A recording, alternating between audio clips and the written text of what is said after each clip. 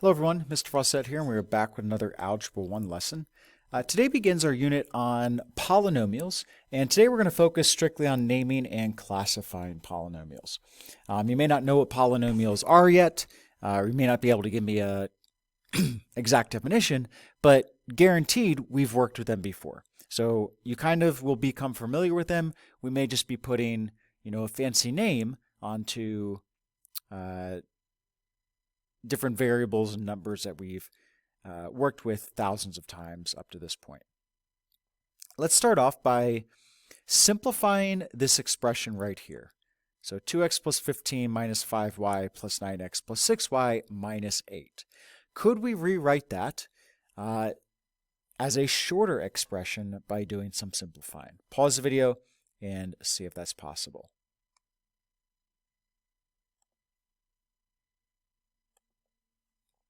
Okay, so turns out we can, and what we are going to do is to combine like terms.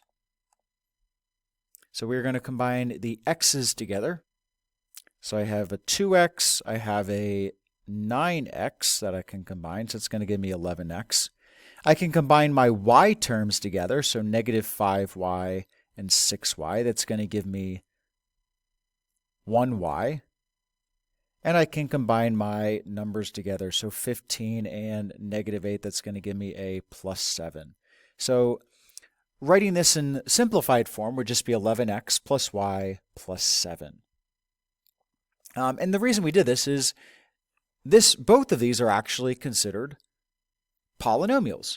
One is a longer polynomial than the other. It has more terms, but they both fit the characteristics of what a polynomial is. So we're actually going to start off by talking about the most basic type of polynomial, and that's called a monomial. A monomial is a real number, a variable, or the product of a real number and one or more variables.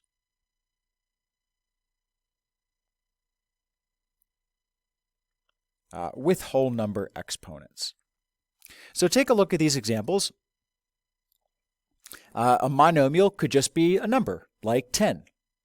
A monomial could just be a single variable, like x. A monomial could be the combination, the product of a number and a variable. It could even be the combination of a number and multiple variables. The number can be a fraction. What cannot be a fraction is the exponent. So you'll notice that all of these exponents are whole numbers, right? They're 0. They could be 0 all the way up to, infinity, right? We don't have a specific number for infinity, so we're not going to have, we're never going to write this. But they can be any number up to infinity for our exponents as long as they are whole numbers. The degree of a monomial is the sum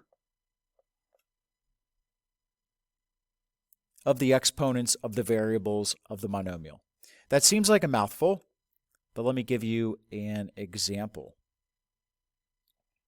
So let's just take some of these examples to break down. So if I wanted to think of the degree of x, well, the exponent on x is just a 1, right? So our degree here would just be 1. Let's say I had an x squared. Well, that degree is 2. Let's say I had an x times y. This degree is also 2, right? Because it's the sum of the exponents on the variables. So if we have multiple exponents, then we're going to have to add all the exponents together. So let's go ahead and fill in this chart. I'm going to type this actually. So the degree of this monomial 4, well, again, it's the sum of the exponents on the variables. So we could write a variable here. We could write x, but the exponent on the x would be 0, right? Because anything to the 0 power is 1, well, except 0 to the 0 power. But x to the 0 power is 1, so that would just be equal to 4 times 1, which is 4. So we call this a degree of 0. And the special name for this, we call this a constant monomial. If the monomial has a degree of 0, it is called a constant monomial.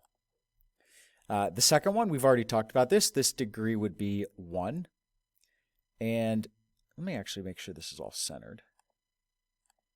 And the special name is called a linear monomial. Degree of 2, special name for that is considered a quadratic. Degree of 3, special name is considered a cubic. Degree of 4, special name is called, or is, quartic. There are special names for higher degrees. If we have a degree of 5, it's called a quintic. We're not going to focus on all those special names, though. If you know essentially 0 through 3, I know I threw 4 on here, but the most common ones that we'll work with, and that you'll hear the special names for, are 0 through 3. If it's higher than that, generally people just say this is a 4th degree monomial, or this is a 5th degree monomial, or a 17th degree monomial. But when we have, the smaller ones, we have special names: constant, linear, quadratic, cubic, and I threw quartic in here for degree of 4. Okay, let's move on to polynomials now. Now, polynomials are essentially just a bunch of monomials put together. Prefix poly meaning many. So a polynomial can be just a single monomial, or it can be the sum or difference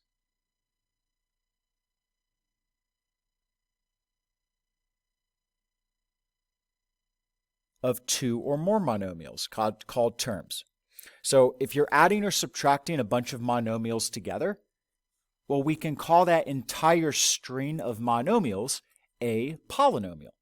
Again, meaning just many monomials. So the degree of polynomials works the same way as the degree of monomials. I guess before we go to that, you can just check out these examples. Again, as long as you're adding or subtracting the monomials together, that's going to be a polynomial. So now let's jump down here to degree of a polynomial. Degree of a polynomial is going to be the highest degree of all terms of the polynomial. So what does that mean? It means we look for the term that has the highest degree, and then that's going to be the overall degree of the polynomial. So if we look at this first one, the polynomial of 7, there's only one term there. The degree of that term is 0.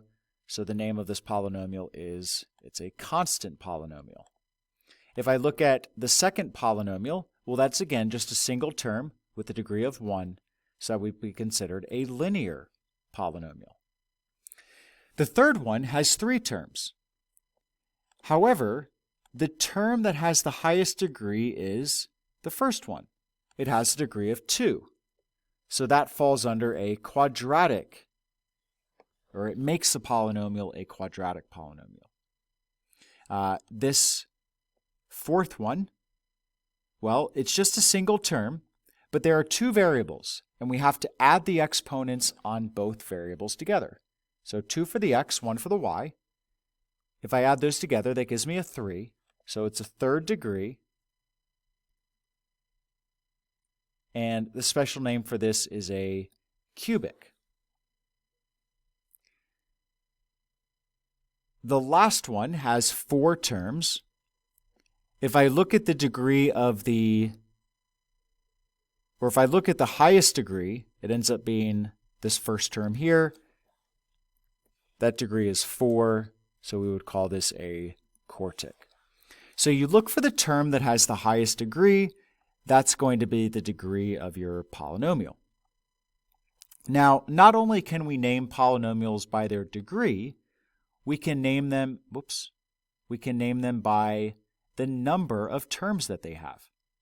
So if I have a polynomial that has just one term, well, that is we just say 1. And we learned from up above that this is called a monomial. So a polynomial with just one term, that's a monomial. A polynomial with two terms, we call that a binomial. And bi being the prefix for 2.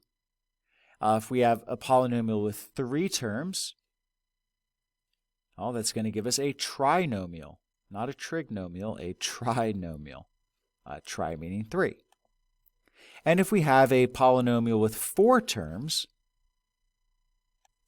well, technically that's called a quadrinomial, but we're not going to use that word. We're just going to call it a polynomial. So if it has 1, 2, or 3 terms, we have special names for those. Monomial, binomial, trinomial. If it's anything higher than 3 terms, we're just going to call it a polynomial. Again, poly just meaning many. And all of these are polynomials, but the first 3 have very common specific names. So we can name a polynomial based on the number of terms as well as its degree. And let me give you an example of naming something using both. Let's say I had 3x squared minus 4x plus 10. Pause the video and see if you can name it both with both based on the degree as well as the number of terms. Okay, so based on the degree, it has a degree of 2, which means we call that a quadratic polynomial. But it also has 3 terms. So instead of saying polynomial, we can say a quadratic trinomial. So on a test or quiz, you may be asked to name this both based on the number of terms as well as the degree. And if you put those together, that's where we get quadratic trinomial here. The degree comes first, and the number of terms, that name comes second. Okay, last thing is standard form of a polynomial. This is the form of a polynomial in which the terms are written in descending order according to their degree. So you start off with the highest degree term, and you end with the lowest degree term. So we can look at the ones that are in standard form, right? The first one goes from a degree of 2 to 1 to 0. The next one goes from 1 to 0, and this one goes from 4 to 3 to 1. The ones that aren't in standard form, right, it goes from 1 to 2 to 0, goes from 0 to 1, goes from 1 to 4 to 3. So again, it needs to start, for it to be in standard form, it needs to start with the highest degree and end with the lowest degree, and in between, go from highest to lowest.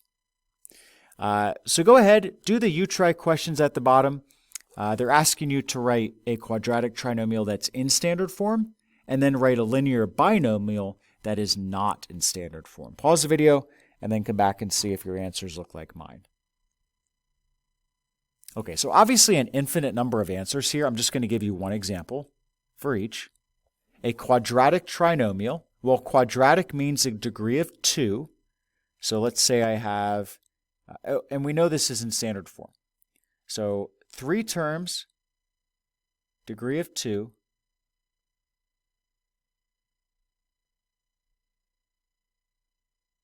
Those are what those words mean. So I could do y squared plus x minus 9. Right? The first term has a degree of 2, second one has a degree of 1, last one has a degree of 0. A linear binomial. Well, linear, degree of 1, binomial, 2 terms.